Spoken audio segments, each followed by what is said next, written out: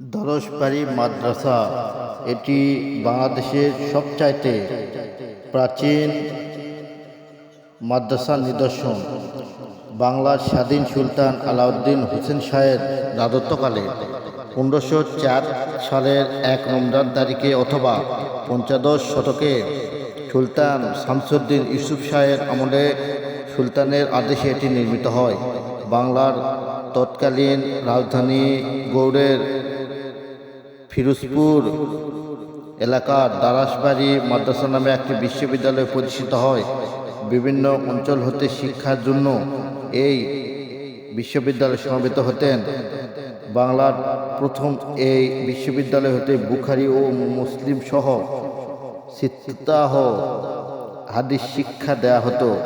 তবে হোসেন শাহ পরবর্তী সময়ে বাংলার রাজধানী ঢাকার সোনারগাঁয়ে মাদ্রাসাটি বিশ্ববিদ্যালয় হতে সিত্তাহ হাদিস শিক্ষা দেয়া হতো।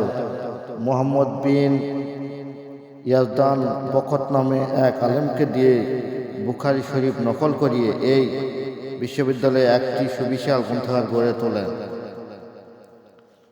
এটি বর্তমানে একটি ধ্বংসস্তূপে পরিণত হয়েছে এবং এর পুরোটাই প্রায় মাটির নিচে দেবে গেছে।